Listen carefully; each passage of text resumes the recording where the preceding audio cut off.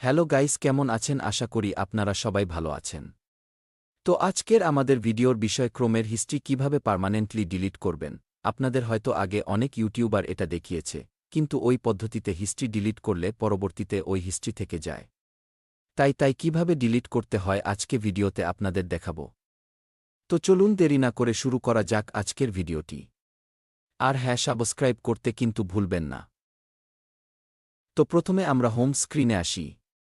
এরপর Chrome browser open করব।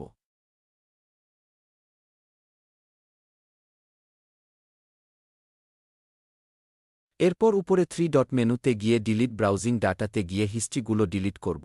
কিন্তু এতে হিস্ট্রিগুলো ডিলিট হবে না, তো আমাদের হিস্ট্রিগুলো ডিলিট করতে হলে আপনাদের সম্পূর্ণ ভিডিওটি দেখতে হবে।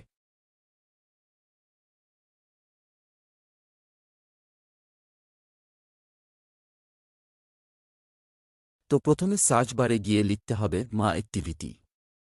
সম্পূর্ণ লিখতে হবে না, মাই লিখলে নিচে বা অ্যাক্টিভিটি লেখা চলে আসবে। ওই মাই অ্যাক্টিভিটিতে ক্লিক করবেন এবং একটি ওয়েবসাইট ওপেন হবে। প্রথম ওয়েবসাইটটির উপর ক্লিক করুন। দেখতে পারবেন এখানে আপনার ক্রোম হিস্টোরি এবং ইউটিউবে হিস্ট্রি এবং প্লে স্টোর হিস্টোরি এবং অনেক রকমের অ্যাপের হিস্ট্রি এখানে দেখতে পারবেন। নিচে স্ক্রোল করলে দেখতে পাবেন সকল ধরনের হিস্ট্রি এখানে জমা হয়ে আছে।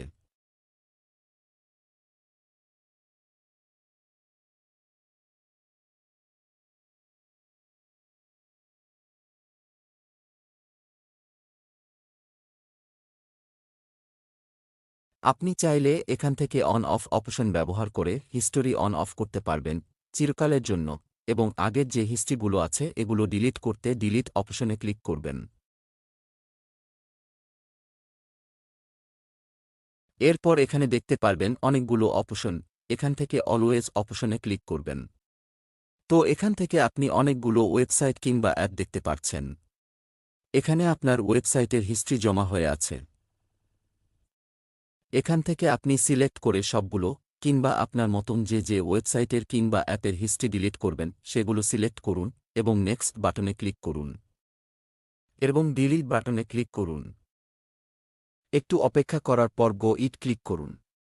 এবার দেখুন আপনার সমস্ত হিস্ট্রি ডিলিট হয়ে গেছে। তো বন্ধুরা, আজ এ পর্যন্তই, পরে আবার দেখা হবে। আর ভিডিওটি ভালো লাগলে লাইক, কমেন্ট এবং সাবস্ক্রাইব করুন। ধন্যবাদ।